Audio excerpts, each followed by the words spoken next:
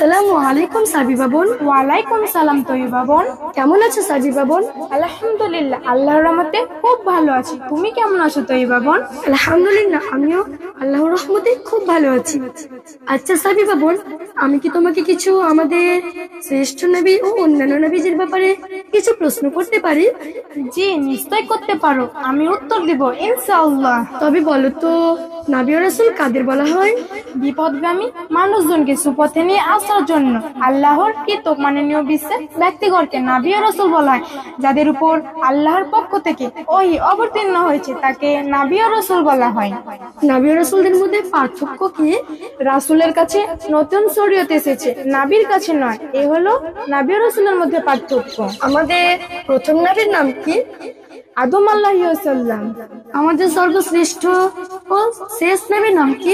হযরত মুহাম্মদ সাল্লাল্লাহু আলাইহি ওয়াসাল্লাম। কোন নবীর আমলে পৃথিবী ব্যাপী বন্যা হয়? নবী নূহ আলাইহিস সালামের আমলে। কোন নবী আবার পৃথিবীতে আসবেন উম্মতে মুহাম্মাদি হয়ে? নবী ঈসা আলাইহিস সালাম, তিনি মারা যাননি। আসমানি কিতাব কাকে বলা হয়?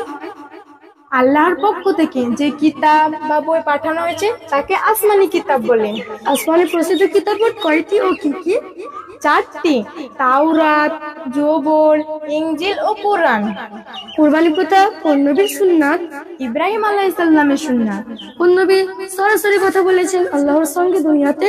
মুসা নবী আল্লাহর সঙ্গে সরাসরি কথা বলেছেন। কোন নবীর কারণে জমজম কূপ সৃষ্টি হয়? ইসমাইল আলাইহিস সালামের কারণে জমজম কূপ সৃষ্টি হয়। কোন নবীর কাহিনীকে কুরআনে উত্তম কাহিনী বলা হয়েছে? ইউসুফ নবীর কাহিনীকে কুরআনে উত্তম কাহিনী বলা হয়েছে। মুহাম্মদ সাল্লাল্লাহু আলাইহি ওয়াসাল্লাম কে? সর্বশেষ ও সর্বশ্রেষ্ঠ নবী ও রাসূল। মুহাম্মদ সাল্লাল্লাহু আলাইহি ওয়াসাল্লামের অপর নাম কি? আহমদ। মুহাম্মদ সাল্লাল্লাহু আলাইহি ওয়াসাল্লাম কোথায় ও কবে জন্মগ্রহণ করেন? সৌদি আরবের মক্কায় 570 খ্রিস্টাব্দে। মুহাম্মদ সাল্লাল্লাহু আলাইহি ওয়াসাল্লাম কোন বংশে জন্মগ্রহণ করেন? কুরাইশ বংশে জন্মগ্রহণ করেন। মুহাম্মদ সাল্লাল্লাহু আলাইহি ওয়াসাল্লামের পিতার নাম কি? আব্দুল্লাহ। মুহাম্মদ সাল্লাল্লাহু আলাইহি ওয়াসাল্লামের মাতার নাম কি? আমিনা। মুহাম্মদ সাল্লাল্লাহু আলাইহি ওয়াসাল্লামের উপাধি কি? আল আমিন।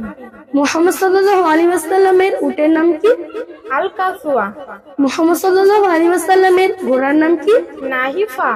মুহাম্মদ সাল্লাল্লাহু আলাইহি ওয়াসাল্লামের প্রথম বিবাহ কখন কার সাথে হয়?